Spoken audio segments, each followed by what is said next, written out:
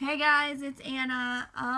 So today is going to be a little different. I decided that I wanted to do this when I was looking up stuff on YouTube, the interweb, well, YouTube.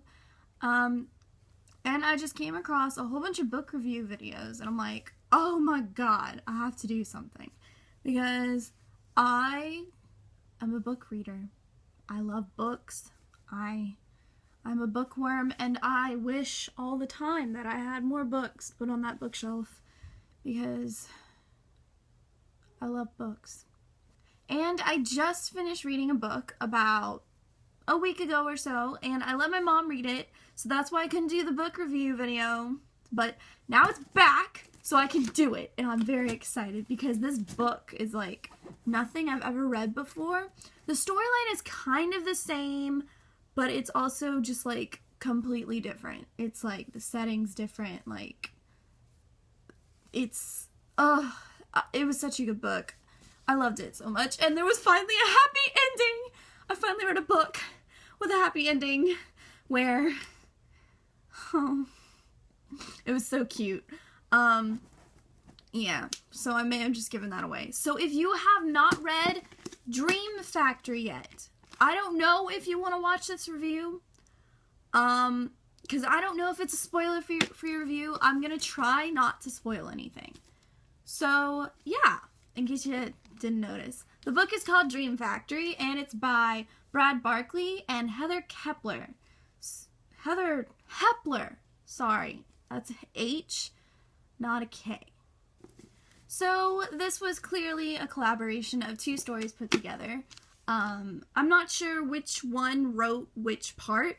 All I know is that there's one, like each chapter changes with either the girl's point of view or the guy's point of view. And the girl's name is Ella, and then the guy's name is Luke. Okay, so let's just get right into it. I absolutely love this book.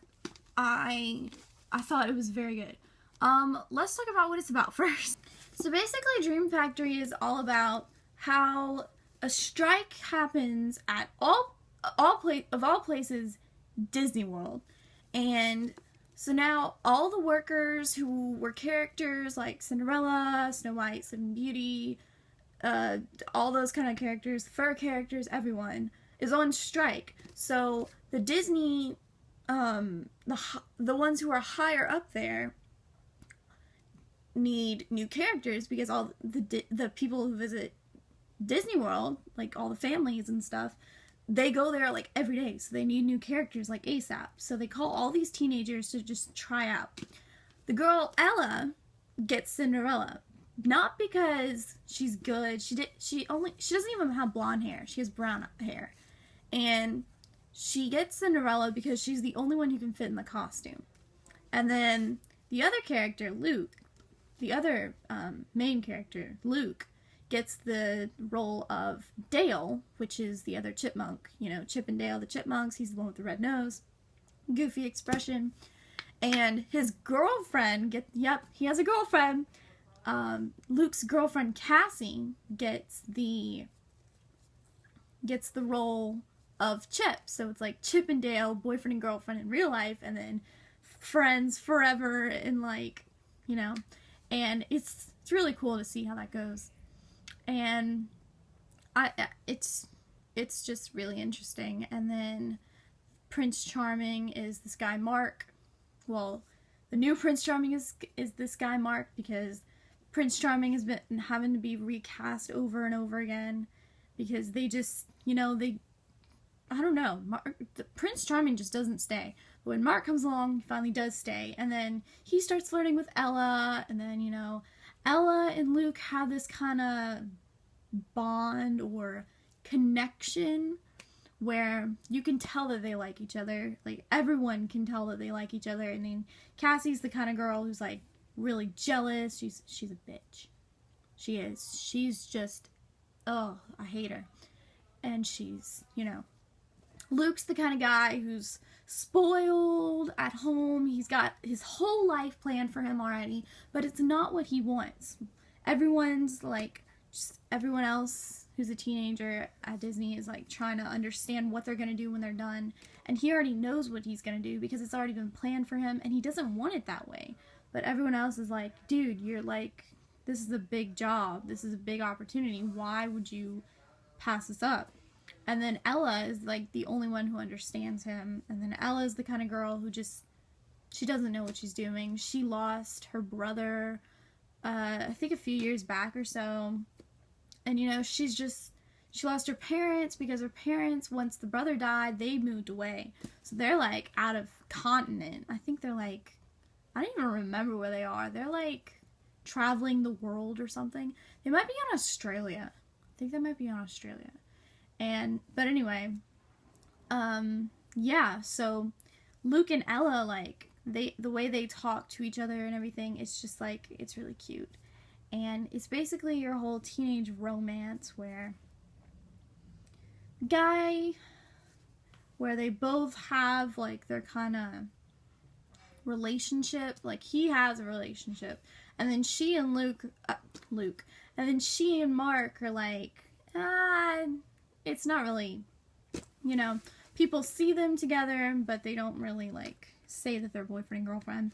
And, you know, then Luke and Ella start talking and all that, and it's just like, whoa, gotta watch out for yourself. But yeah, without giving anything away, I will say that the ending was just perfect. Well, it wasn't perfect, actually. I almost wanted to cry at the ending because of what happened, and I can't say what happened. And if you have read this book, we should, like, talk in the comments below, because we need to talk. We need to talk about this ending. We need to talk about Bernard. And if you know who Bernard is, well then good, because,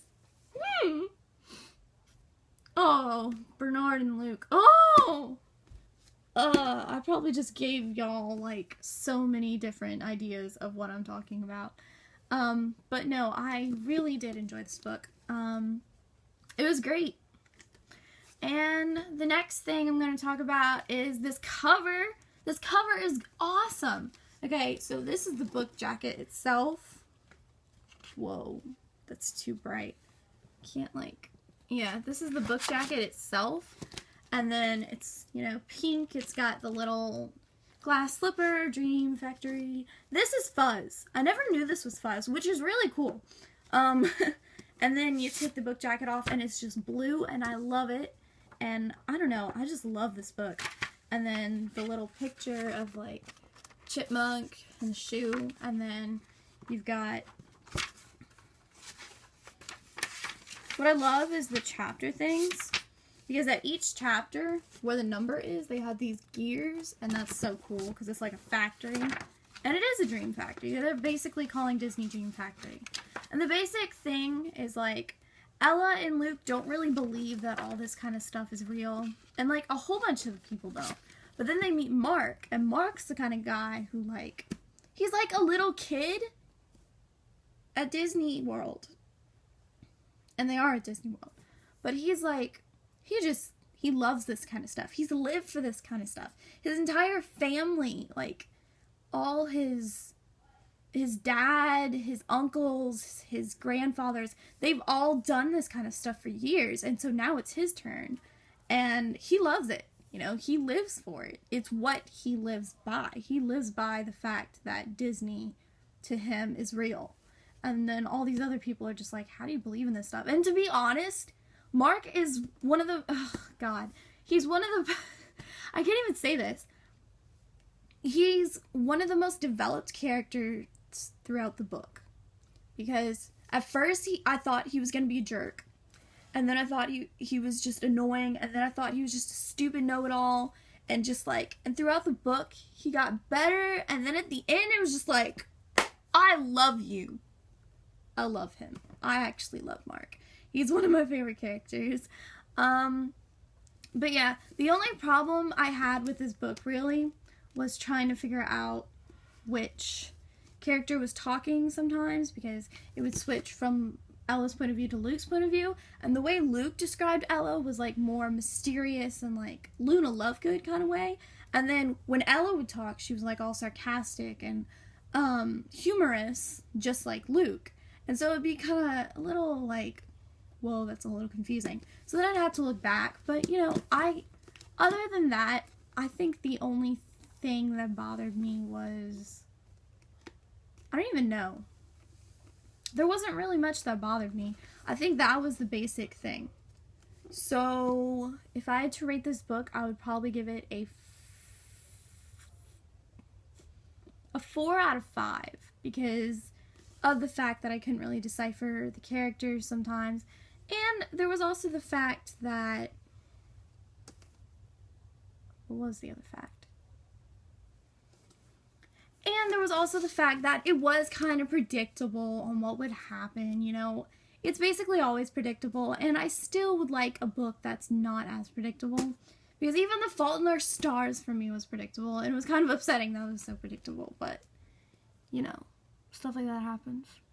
Alright guys, so that was the video. I hope you guys enjoyed the book review on this. I've never done a book review before, so if you have any comments on how to improve my book reviewing skills, or there's a book that you would like me to read and review for you, then I'm fine doing that. I like doing stuff like that. Any suggestions you have, leave in the comments below. You know, be sure to rate, like, subscribe, do whatever you want, you know, or not. That's cool too. But no, I will see you guys later, and thank you so much for all your support on my channel. By the way, I have been gone for almost, I think like half a year or so, and when I came back, I looked at all the stuff and I'm like, oh my god. You know, I have over, I don't even know, I think I have almost 1,000 views on one of my videos, and I'm like, I'm just freaking out because like, I know a whole bunch of YouTubers have like 1 million something views, and I'm just like, almost 1,000, but that's because I'm new at this, and I'm not used to that kind of stuff. So thank you so much, you guys. I love you all. Bye.